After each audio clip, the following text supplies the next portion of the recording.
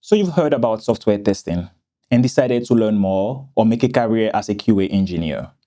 But where do you even start? You found your final destination. If you simply just want to know all about manual testing, this video is for you. We are going to cover what manual testing is, why it's crucial, different type of manual testing, and how you can start today, even with zero experience. But before we get into it, allow me to introduce myself. I am Florent, a software quality assurance engineer with over 5 years of experience in both manual and automation testing. I started just like you, curious, confused, but ready to learn. And now I'm here to help you grow step by step. Let's start with the basics. What is manual testing?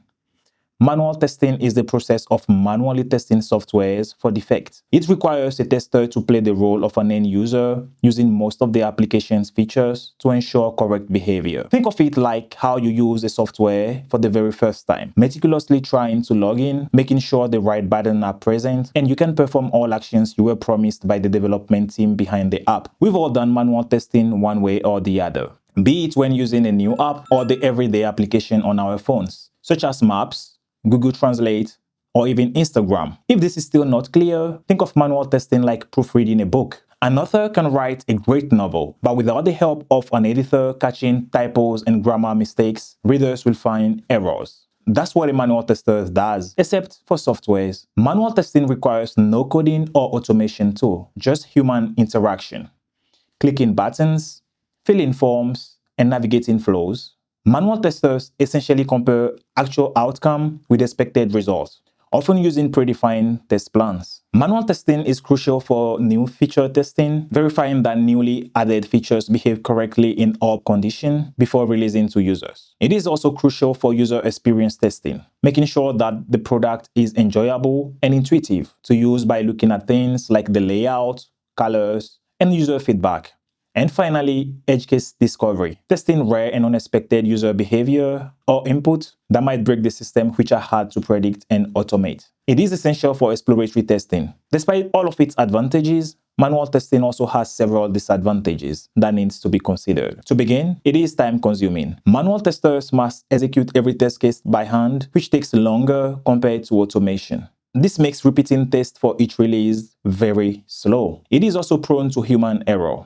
As the number of tests keep growing, testers may miss steps, overlook bugs, or make inconsistent observation. Fatigue or inattention can also lead to skipped tests or inaccurate results. Another disadvantage is no reusability. Unlike automated scripts, manual tests must be repeated from scratch every single time. There is no code or system memory to speed up things. It has limited test coverage. Time constraints due to fast-changing requirements in an organization often leads to partial testing. This makes it hard to test all possible input combinations manually, especially edge cases. And finally, it is inefficient for performance or load testing. You cannot simulate thousands of user requests manually. Specialized tools such as JMeter or LoadRunner are needed for those type of tests. Having heard all of these disadvantages, you might be thinking, why not just automate everything? Well, not all tests can be automated. Some tests still need human intuition. Think about testing this new social media app. As a tester, a few questions will run through your mind. Does the interface feel smooth? Is the design intuitive?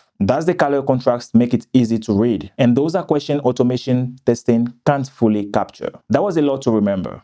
But hang on just a bit more. Now that we know why manual testing is important, its advantages and disadvantages, let's talk about the different types of manual testing. Let's begin with black box testing. With black box testing, the focus is testing the functionality without knowing the internal code behavior. The tester inputs data and observes output. An example of black box testing is testing a login form with both valid and invalid credentials. Next is white box testing. White box testing focuses on the internal logic, the code structure, conditions, and loops. The tester, when white box testing, has full knowledge of the code and inner working of the application or features. White box testing is usually done by developers, and an example of white box testing is checking if or if condition in a function are triggered as expected and when they should. Thirdly, we have gray box testing. This type of testing combines both black box and white box approaches. The tester here knows a little about the internal, but tests at the interface level. An example of this type of testing would be knowing that the application uses a database and using that knowledge to test edge cases related to data handling. Additionally, we have ad hoc testing. Ad hoc testing is an informal testing without a structured plan. It is purely based on the tester's intuition, experience, or immediate need. At the fifth position, we have exploratory testing. The goal here is for the tester to explore the application without predefined test cases. Exploratory testing is great for uncovering unexpected bugs or getting familiar with an application for the first time. Next is regression testing, rerunning previously passed test cases after code changes. This is especially great for making sure old features work after changes. It ensures new changes haven't broken existing functionalities. Another type of manual testing is acceptance testing. Acceptance testing is done to verify if the system meets business requirements. It is often performed by clients or end users. And finally, we have usability testing. Usability testing focuses on user experience, interface, design, and accessibility.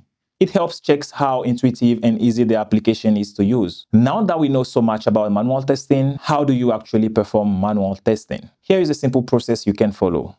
First, begin with understanding requirements.